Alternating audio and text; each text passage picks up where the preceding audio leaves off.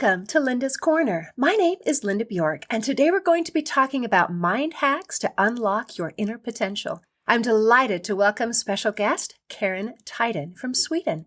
Karin is a multi-award-winning coach, active in over 25 countries. She is also the author of Mind Hacking for Rebels, a practical guide to power and freedom. You can learn more about Karin and her book at her website, karintyden.se, and I'll include a link in the description. Welcome, Karin. I'm so glad that you could join with me today. Oh, thank you so much for having me.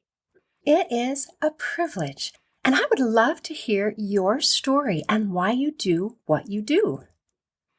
Oh, wow, that's a long story, but I will cut it short. So I was born into a dysfunctional family, very religious. And my father was quite narcissistic, and my mother was very closed off. And I was a highly sensitive child, so it was not a very good combination. So what happened was that I quite early realized that I had no one to turn to with my emotional, with my feelings or my thoughts or anything. So I practically taught myself how to be extremely independent as a very small child. And it started already when I was 2, 3, 4 years old. I said no to hugs. I solved everything myself. I aced in everything. And it led to be that I became a very severe perfectionist. And in the beginning, that was okay when I became an adult, because as a perfectionist, it was really good at work, because my managers always told me that they could always rely on me for doing a good job, being on time, and do the best I could. But what I didn't realize was that I didn't have the energy that was required to work 24/7. So at one point, I became very tired, almost burned out. I used to say that I just stopped, right at the cliff before I fall. So I understood that there is something that is not maybe healthy with the way I worked. So I started to go in therapy, and I made some kind of progress there, but I wasn't satisfied. I thought the progress was minimal, and I still have a lot of fears and patterns, and I was still very perfectionist, and I was very, what would you say? I had a very hard shell. Okay. I didn't let people in. I was a lone wolf. So I understood that I need some kind of therapy, but what am I going to do? What is the right therapy for me? So by accident, I found hypnosis. And there I really learned that in order for me to change my thoughts about myself and the world, to change my emotions, some old habits that I have, and all kind of behavior and actions that I wasn't really satisfied with. In order to change all that, I needed to access the subconscious mind, because the subconscious mind runs about 95% of our day. And we're going to talk about that because it's crazy. Yeah, it's crazy. It's a lot. And I became very curious about how come that the subconscious mind is controlling so much of my day. I didn't know why. So I started to read a lot of books. I went to a lot of workshops, and I learned that the subconscious mind is kind of directing our lives out of 2 reasons. The first one is survival. So I refer to the download period when we are about up till around 7 years old.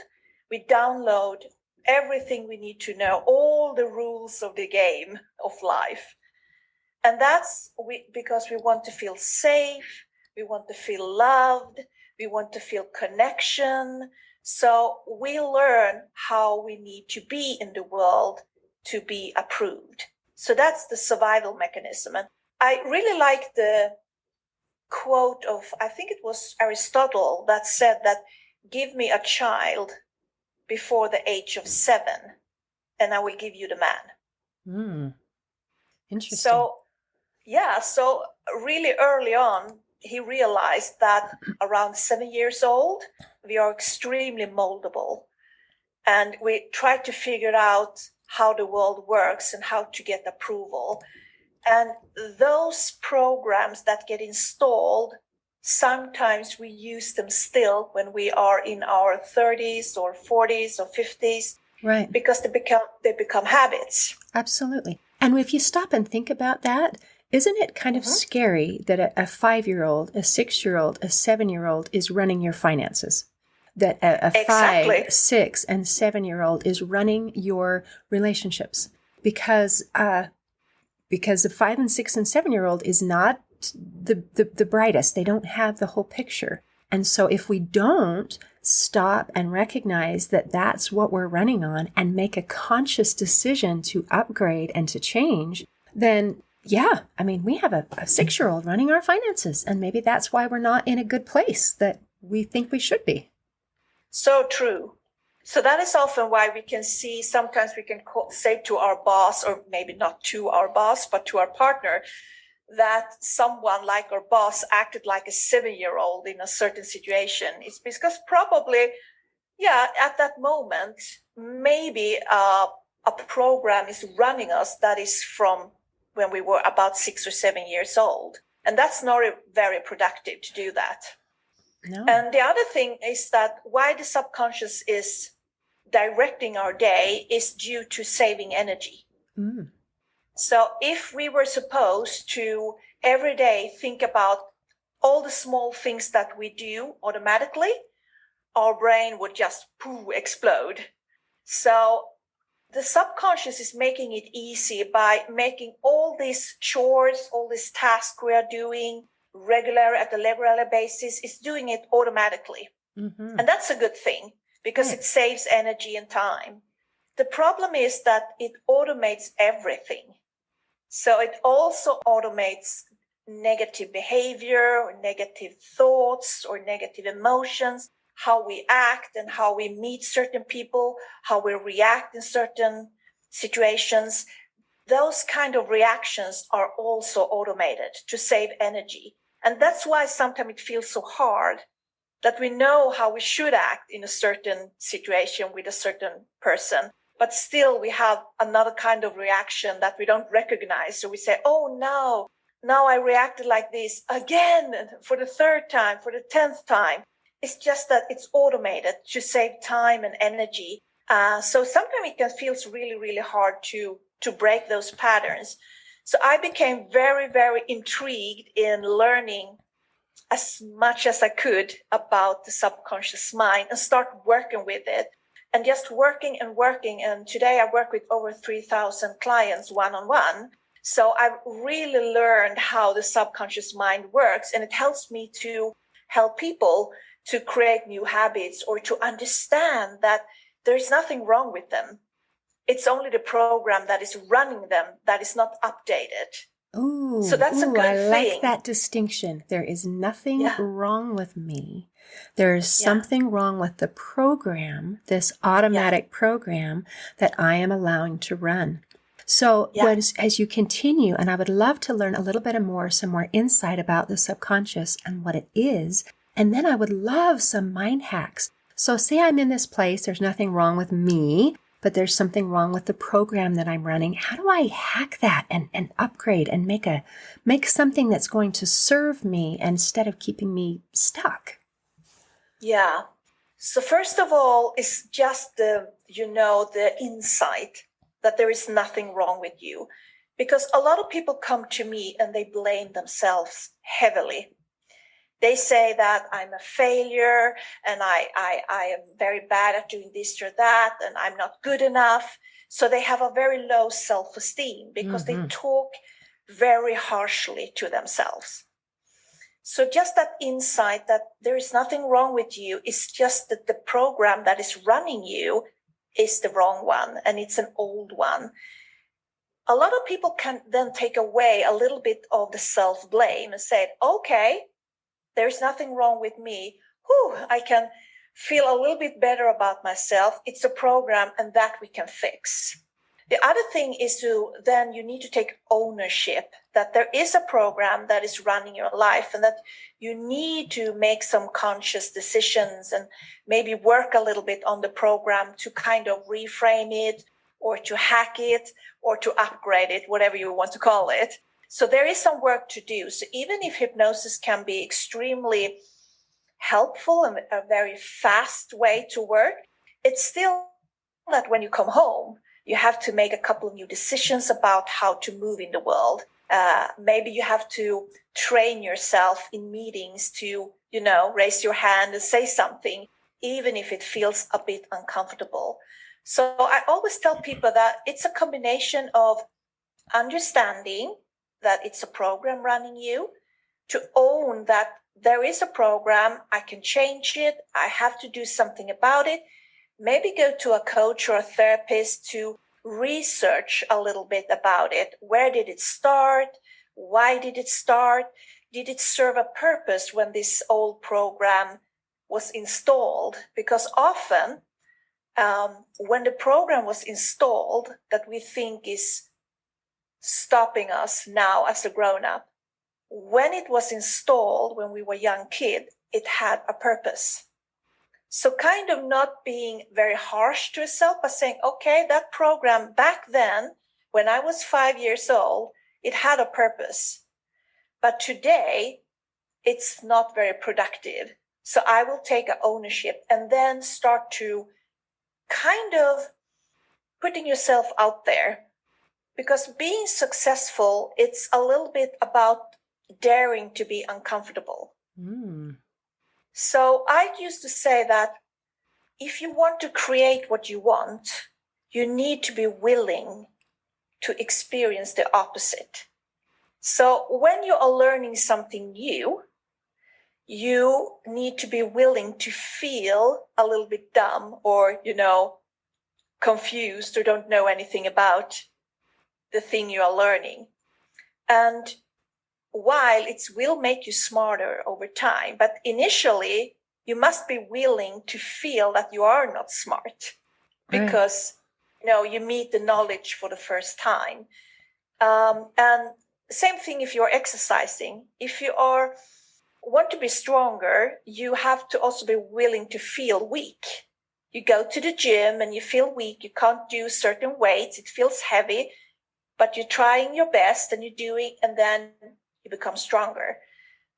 The same thing with setting boundaries. If you train yourself to put up some boundaries, some healthy boundaries, you're going to be feeling a little bit alone in the beginning until you create healthy relationships. So daring to be a little bit uncomfortable, it's something you can't avoid. So some people come to me for coaching or hypnosis and they say, could you just take away the fear or me not feeling good enough or that I'm just really bold and dare to raise my hand in a meeting? And I said, well, what I can do is that I can help you maybe 40, 50, 60, 70% on the way. But the rest, being in the situation and daring to do it, that you have to practice yourself. It's apparently not a magic wand, right? No, nothing is. No, it works within what is reality. I mean, it works within our conscious, our subconscious. It works within the programs that are part of our bodies, a part of our minds. And that's a limitation. And I was interested as you were talking about this, daring to be uncomfortable, daring to be brave, daring to feel not smart or alone or these things.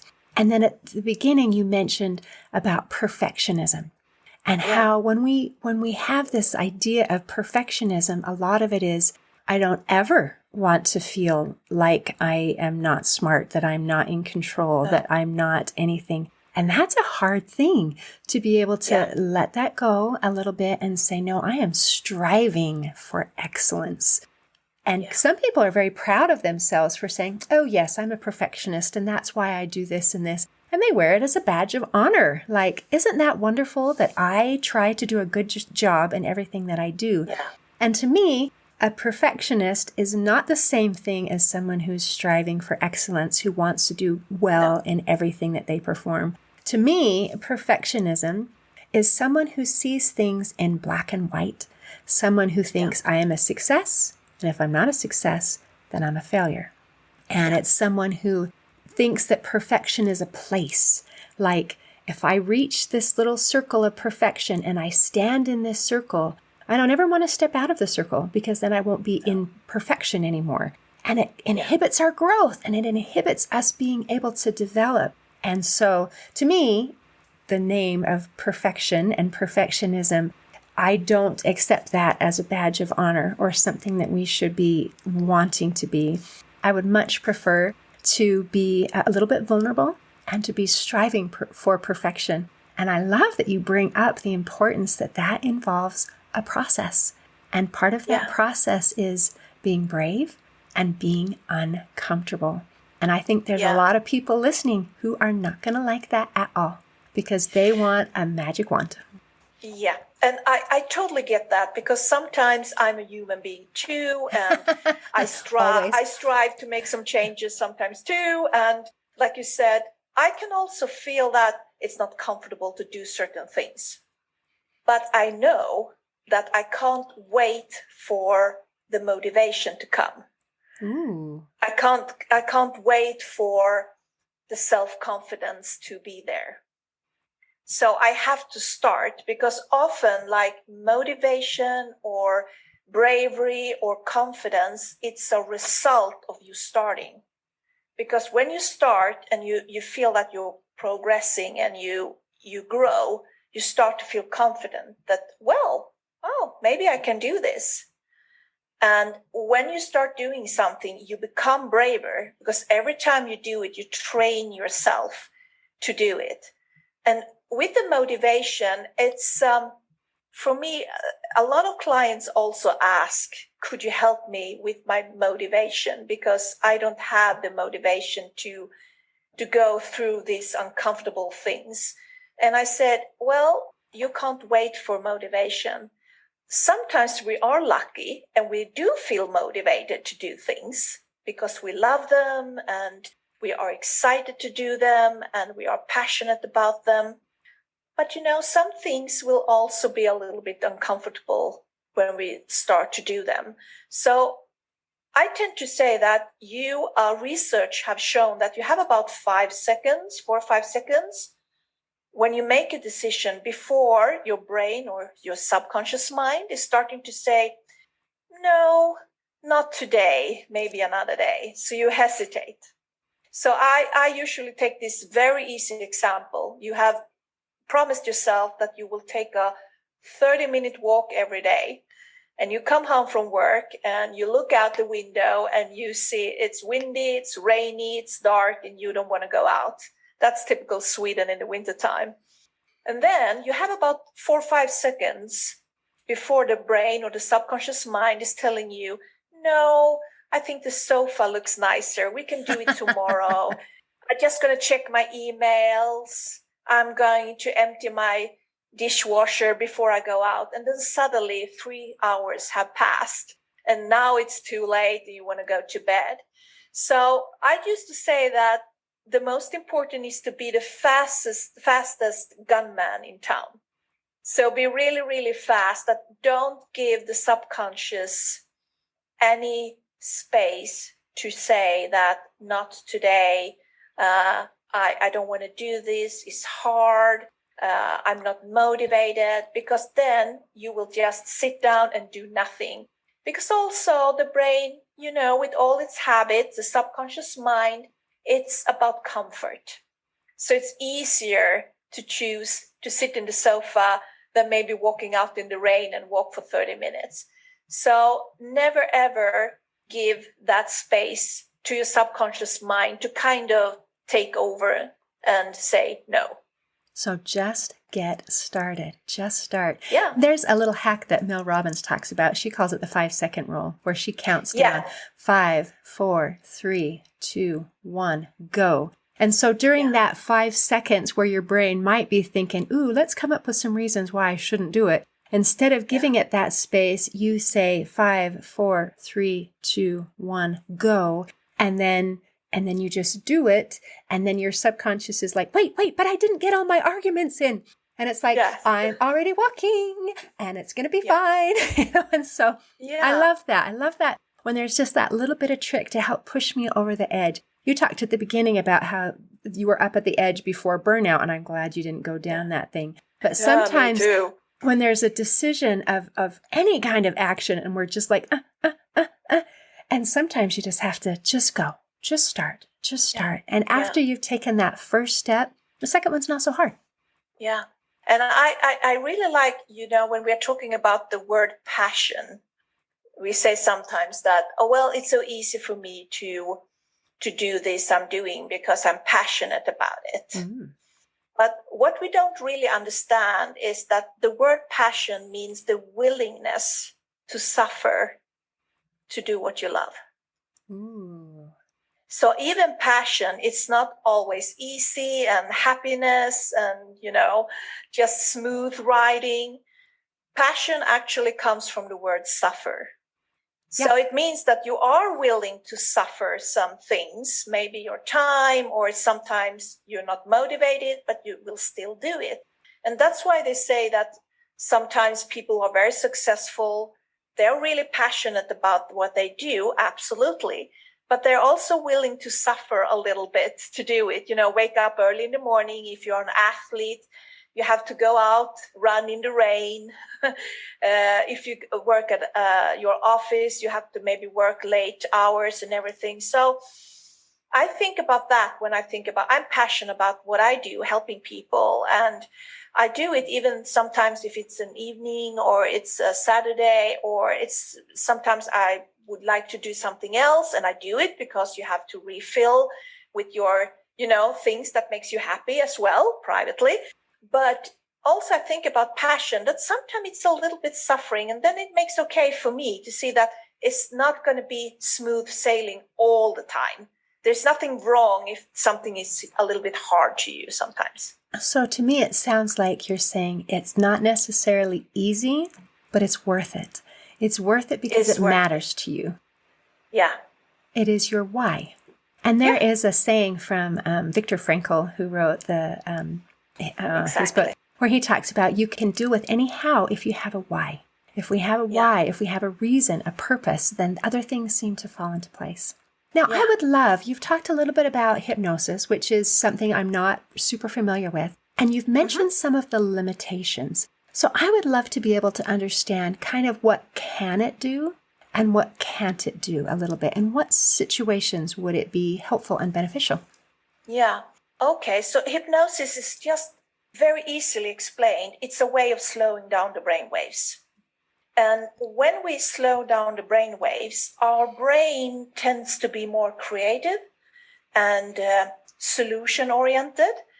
So, and open to implementing new ideas. So, okay, I want to work with people in that state where their brains are more open to finding new ways and to be creative, find solutions and planting new ideas about themselves and the world. So it's kind of a trance. Yeah, you could call it a bit of a trance where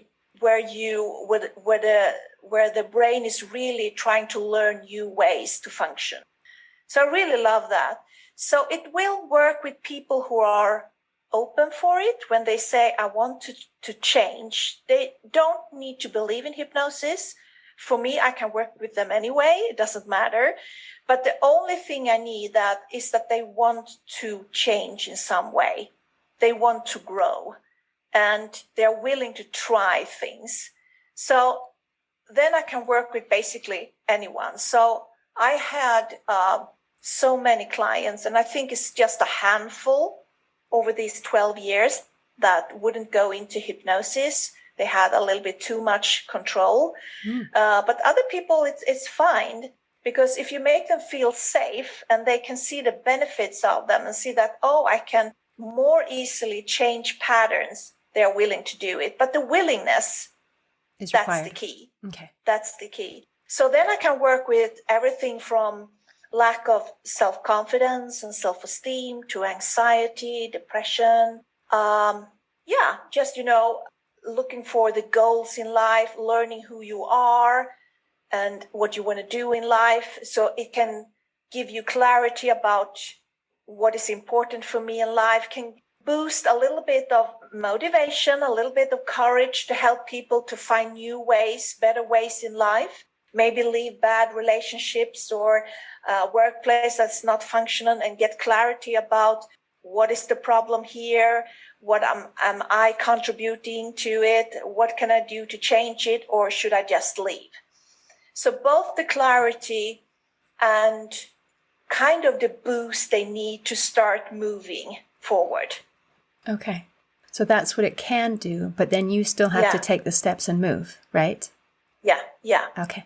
And that's important to know, that it's not a magic wand, that it's working with you and helping. It sounds like it's helping to, at the beginning you talked a little bit about kind of having a hard outer shell. And to me, sometimes I think our conscious or even our subconscious is like a shell where we have ideas and thoughts of this is the way things are. It's the way things are because it's what I'm used to. And it seems like this is a tool to help kind of get below that shell and into maybe some part of us that's more willing to listen, more willing to adapt or willing to grow or change. And then after we can get that idea in that part that's willing, then that can grow and manifest past those kind of hardened, solidified ideas that we have. So is that kind of close?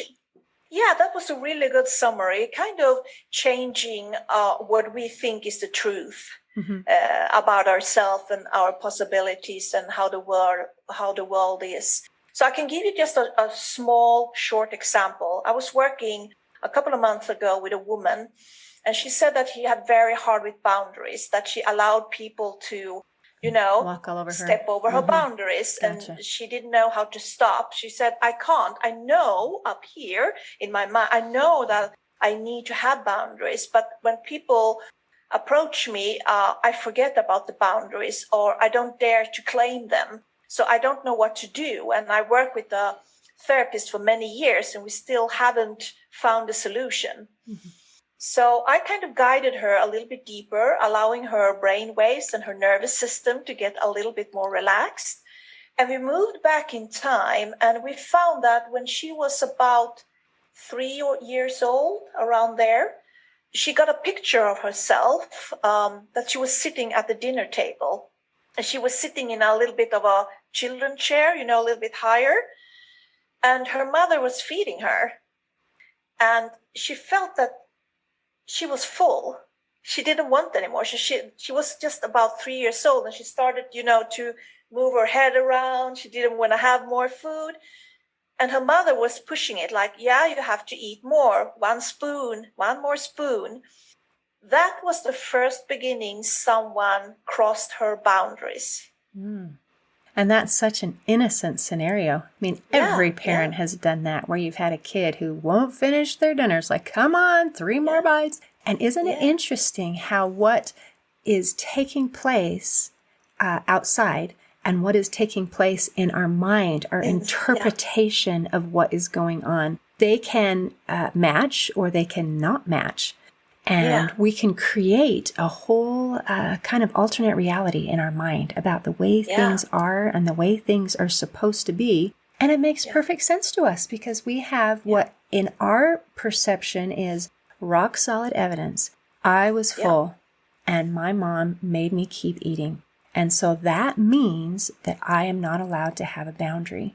And it's crazy how we can solidify these stories into our mind at such an early age. How marvelous that you have some tools to be able to help break those cycles and to make those changes. That's wonderful. Now, is there anything you want to make sure that we cover before we close today? Yeah, I just wanted to say that instead of blaming yourself that you are doing something wrong and you're a failure, you're not good enough, ask yourself instead what happened to you that made you have a not very productive behavior. Because it's always a reason back here, often, like when you were younger, often. There is a reason why you started a behavior. So don't blame yourself. Ask yourself what happened, because there are clues to why you have this behavior that is not good for you today. But then when you get clarity about it, then you need to take ownership. So you can't just say that, oh, my parents did this or the grown-up did that, so I am who I am and I can't change and it's their fault. You still have to take ownership and change it if you want to, of course. But think about what happened, because there's always a good reason behind it. And I love that clarification, that we're not looking for someone to blame or some situation to blame or ourselves to blame or our parents to blame. We're searching for answers. We're searching for the reason why. And once you find the reason why, then you have that the power to change, the power to change and kind of rewrite the story. But I think it's I appreciate that it matters very much that we're not looking for reasons to blame ourselves or our parents or a situation, because that can happen and people can get stuck in blaming instead of thinking, okay, now that we found what the situation is, the seed of this little problem. Now we can redirect and change and write a new story. Yeah. Beautiful. Beautiful. Karin, thank you so much for your insight and wisdom you shared today. You're amazing. You're welcome. Thank you. In closing, I'd like to share a quote by Augustus Napier.